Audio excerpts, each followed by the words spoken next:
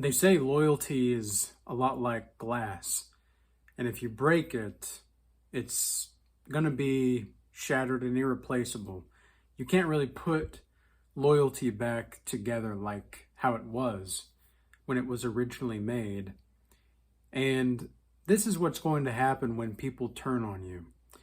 And people will say that you're cold for not wanting to fall into the games that these people with fake love and fake appreciation are trying to bestow upon you in your life. Your silence and you acting cold, quote unquote, to these people that are fake to you, it's not a bad thing to be silent among these people or around these people, or just cut off contact, because it's not evil to have self-love.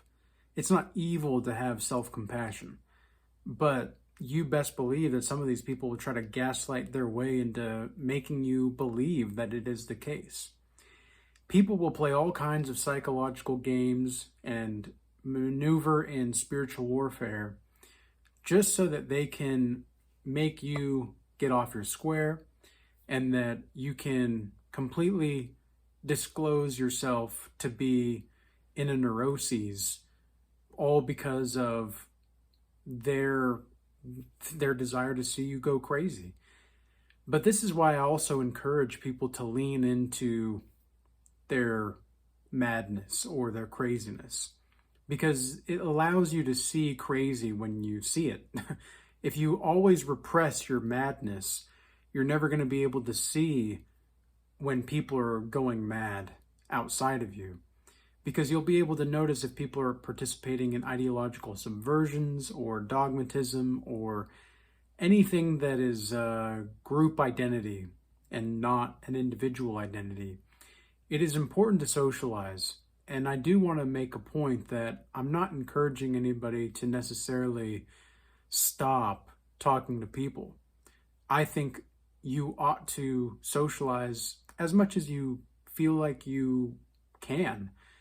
And because I'm a much more introverted person, and so sometimes when I'm around people for too long, I need sometimes 2 to 3 times longer to recover than the time I participated with these people. So I might be participating in, let's say, a few hours of socialization throughout the day. I might need like 4 to 8, maybe even almost a whole day of recovery sometimes, just because I need to sit back and relax. But sometimes also you don't get the luxury to have that. You just have to continue forward. But if you're around people that are not trying to drain your energy, it's not going to be a terrible exchange of energy. It's just more like extroverts. And I do think that there's a tendency for people to be more social and to be more non-social. And it's not to say that introverts or extroverts, you ought to label yourself a certain way, but it's more about your personality functions and how you can incorporate your personality functions into your daily life. And so what I see a lot of people that are almost too silent, they're so focused on locking in. Honestly, I think that locking in, it's become a fad. I think it once had its time and place, but it's almost like people are using platitudes like this to believe that they are more involved with their life than they really are. The thing about being alive is, I don't know, you don't really engage in a lot of platitudes or discourse. And so what I see people doing a lot, especially online, is they're going to have these little sayings that other people have said, and it's almost like this group identity, like people center around this idea and they orbit around this idea. And so the idea floats through people. And as Carl Jung said, people don't have ideas, ideas have people. And so the idea is in many ways like a contagion. And some of them are contagions, but others are just more like spiritual inspirations, right? But you have this platitude and people orbit around it. And so the more people that orbit around it, it seems like it's a more profitable idea for wholeness. But that's not really the case. And your silence is going to determine a lot of new perspectives when it comes to understanding how people work. You need to learn how to be silent, absolutely, sometimes. If you are prudent with your tongue, you're going to be able to distinguish true wisdom and true understanding from fakeness and just these lollygagging people that I don't even know what that means exactly. I guess like lollygagging. When I say lollygagging, I just mean, just kind of inauthentic people that don't know how to actually articulate themselves.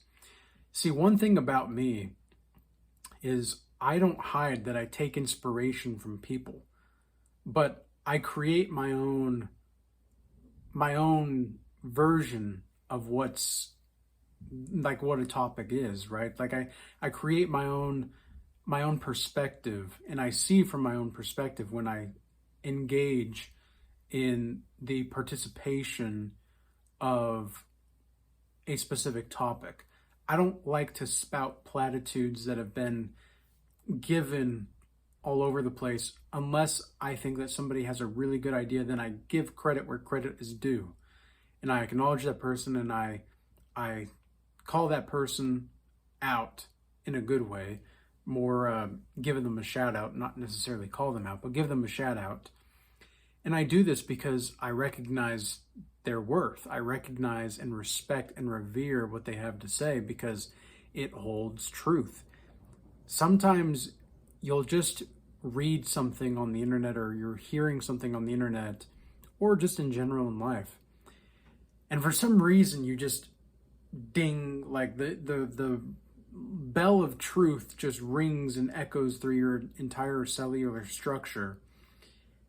And so you're able to look at things, and you're looking at things from a sociobiological point of view and perspective, and understanding that there are certain modes of being that are going to enhance your life, and there are certain modes of being that are going to completely disengage you from reality.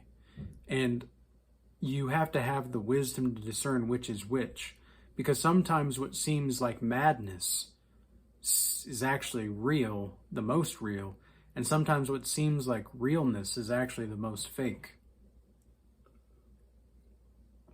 And a lot of people who engage with narcissism or have had narcissistic abuse or any kind of past trauma like this, usually what ends up happening is that the person who is engaged in this kind of stuff has been so perturbed in their being that it is so hard to distinguish reality from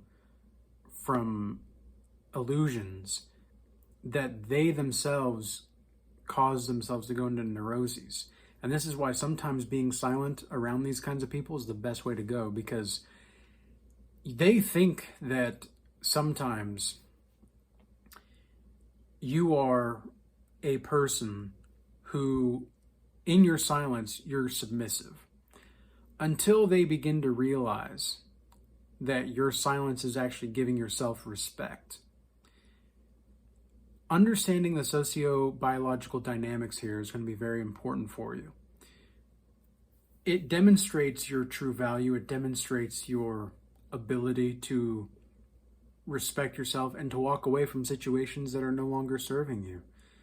And a lot of people think that in your coldness, now that you're acting cold all of a sudden, like there's been women in my past, for example, who I've seen out and about in the community, And they've done something in the past and they know it. You know, they know it. Some of them don't. Some of them really don't know what they did wrong. It's like, you know, they're just too immature to even see that. Some of them really do know what they did wrong, but they just don't care. They only care about me not giving them attention anymore.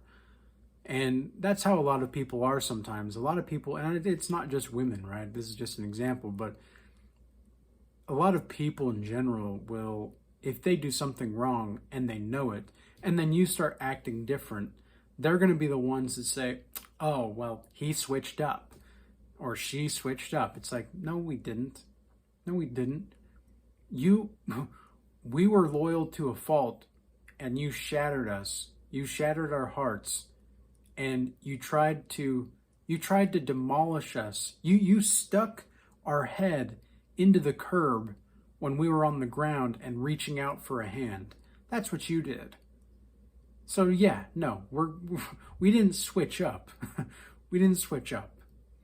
And this is what's so funny about these kinds of people is like they genuinely believe their lies sometimes. They have to, else they will carry around a negative emotion, whether it's shame or whether it's grief or whether it's guilt. I guess grief doesn't always have to be negative, but it can feel negative.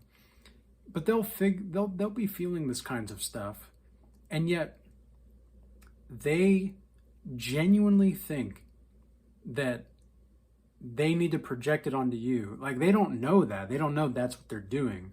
They don't know like, okay, I'm going to project this negative emotion on you. They just do so. But they don't understand what they're doing. And that's what we really have to recognize here is that they know not what they do. They really don't. And it's awfully sad to watch because at the end of the day, they are still people, but they are controlled by demonic spirits for all intents and purposes here. I wanted to be as practical as possible, but in many ways, I think it's only appropriate to talk about this thing as well because as a follower of Christ, we have to understand that demonic possession happens incrementally and it manifests itself in regard to a psychological or a mental instability. And that comes out into personality disorders like narcissism or histrionic or bipolar or borderline personality disorder. All these different kinds of things, right? It manifests this way. And if you've been hurt for so long that now you have either PTSD or complex PTSD from this, then you're going to have to recognize how to maneuver. And sometimes the best way to do that is just through silence. Because I've been around narcissists in the past where it seems like every single word that I say, they like suck it away into their vortex that is their life. It's almost like it's a hindrance to your value and you're degrading yourself by simply speaking around them because they don't even deserve the energy or the attention. They're like dogs that are barking along the street. You don't need to give your attention to all of these different dogs, right? You don't need to. Like, what's the saying? Like, don't give your attention to every dog that barks, right? That's what these people are like. And so you have to learn to not give your attention to these psychopaths, or rather sociopaths, because it's better to be seen, I genuinely think, as a silent psychopath than a malevolent sociopath. It's way more terrifying, but it's also more wise to be seen as the silent psychopath, because then nobody's going to really mess with you in the long run. They'll know that they disrespected you and you're not even going to acknowledge them anymore. You don't need to. Like, we don't need to acknowledge people that are choosing to be cynical. We don't need to acknowledge people that are choosing to be gaslighters and manipulators and to be walking red flags. We don't need to choose to acknowledge these kinds of people. We don't need to choose to see them. All right? So don't let these people try to fool you into believing that your silence is somehow evil or ought to be frowned upon. Okay? All right? So, with all that being said, I hope this message was edifying and useful for you and insightful. If you do want to join the Regal Change Academy, we have an elite group of spiritual people in the Regal Change Academy. And we have weekly calls, 3 of them. We have the Regal Assembly call, the Maps of the Psyche class, as well as a Bible study each week in there. We also have just updated a whole bunch of the classes that we have in there that you can do on your own time. But it's just way more information, way more value being added in there as well. And then also we are starting the Prince class series on May 10th. So that'll just be in less than a couple weeks. And that'll be a hands-on class, very interactive. I want to make this one a little bit more interactive than the Art of War and the Legends of Stoicism that we did just recently, and really make this one a little bit more engaging and really amplify certain skills that are going to be had in there. I also want to appreciate everybody moving from the YouTube platform over to X, Rumble, Instagram, etc. And if you do want to join the free Telegram group channel that we have, check that out in the link in the description box below.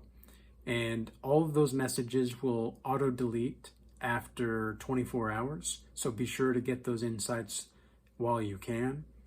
I also just want to say thank you for all of the subscribers and the people that have been following me for a while. You know, I've seen people come and go a lot in my life, but to see the people that have been here for now like 2 years, like I saw, you know, sometimes you can see like if somebody is subscribed to certain channels, I guess, I don't know, maybe some people know this, maybe some people don't, but on the back end of YouTube analytics, you can see if somebody's been subscribed to you for a certain duration, if they allow that to be seen.